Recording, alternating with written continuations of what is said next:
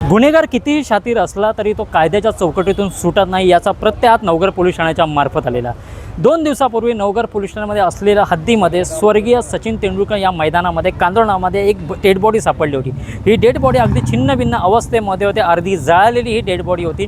या डेड बॉडीच्या नंतर पोलिसांनी तपास सुरू केल्याच्या नंतर ही डेड बॉडी जेजेला पाठवण्यात आली आणि तेव्हा असं कळलं की ही जी डेड बॉडी एका युवकाची आहे आणि विशेषतः म्हणजे या डेड बॉडीवरती धारदार शस्त्राने वार करण्यात आलेले आहे। या संपूर्ण गोष्टीचे जेव्हा सर्व तांत्रिक बिघाड, सर्व तांत्रिक गोष्टीचा विश्लेषण केला असता नवघर पोलीस ठाण्याने अवघ्या 2 तासामध्ये 3 आरोपींना अटक केली। याच्यातला एक आरोपी हा बालक आहे, कमी वयाचा आहे, त्यालाही आता पोलिसांनी ताब्यामध्ये घेतलेला आहे। या संपूर्ण गोष्टीमध्ये जेव्हा खुलासा झाला तेव्हा मृतक व्यक्ती जो आहे त्याचे जे सर्व मित्रमंडळी निघाले होते। आज त्याची पत्रकार परिषद घेण्यात आली होती। स्वतः पत्रकार परिषदेमध्ये पोलीस उपायुक्त उपस्थित होते।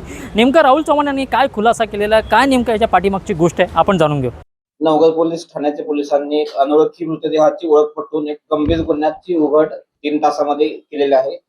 याच्यामध्ये घटना अशी होती की आपल्याला 5 जून रोजी नवघर येथील कांदळवन जंगलामध्ये आपल्याला एक अनोळखी पुरुष जातीचं एक मृतदेह भेटलेला होता। तो मृतदेह कुजलेल्या अवस्थेत आणि काही प्रमाणात जळलेल्या अवस्थेत तो मृतदेह होता। त्यानंतर आपण त्या बॉडीची ओळख पटवण्यासाठी त्याला आपण ती बॉडी जे हॉस्पिटल येथे पाठवली। जे हॉस्पिटलमध्ये जेव्हा पीएम झालं तेव्हा आम्हाला समजलं की त्या बॉडीवरती चाकूचे वार केलेले आहेत। त्यामुळे आम्हाला खात्री पटली की हा जो गुन्हा आहे तो मर्डरचा गुन्हा आहे। त्यानंतर आम्ही तपास चालू केला।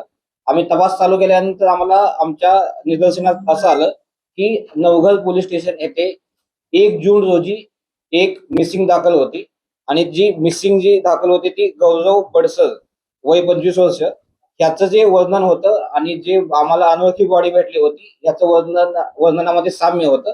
आणि त्यानंतर आम्ही पुढे तपास चालू केला आणि आम्ही जेव्हा पुढे तपास चालू केला तेव्हा आम्हाला असं निदर्शनास आलं की 31 मे रोजी जो व्हिक्टिम आहे आणि ह्या गुन्ह्यातला जो मुख्य आरोपी आहे विमल राजभर, हे आम्हाला सीसीटीव्ही मध्ये नवघरचं कांदळवन आहे येथे जाताना दिसले आणि आम्ही त्यानंतर तिथले संपूर्ण सीसीटीव्ही आणि मोबाईलचं तांत्रिक विश्लेषण याच्याद्वारे सगळं आम्ही अनालिसिस केल्यानंतर आम्हाला असं निदर्शनास आलं की विमल राजभर, त्याचा भाऊ विशाल राजभर आणि एक मायनर आरोपी या तिघांनी मिळून त्याचा खून केलेला होता।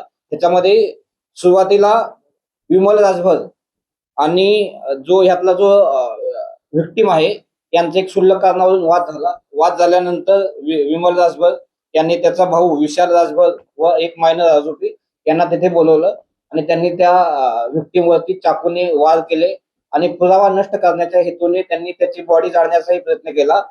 त्यानंतर आम्ही हे सर्व गोष्टी उघडकीस आल्यानंतर आम्ही त्यांच्यावरती गुन्हा दाखल केलेला आहे आणि ह्यातले 2 आरोपी आम्ही अटक केलेले आहेत आणि तिसरा जो मायनर आरोपी आहे त्याला आपण CWC समोर हजर केलेला आहे आणि या गुन्ह्याची उघड झालेली आहे। जिथे जी डेड बॉडी सापडलेली आहे तिथे हा गुन्ह्याचा सगळा प्रकार घडला होता। येस, त्याच्या जवळपासच हा गुन्ह्याचा प्रकार घडलेला होता। आणि जे आरोपी आहेत त्यांच्यावरती काही गंभीर गुन्हे आहेत?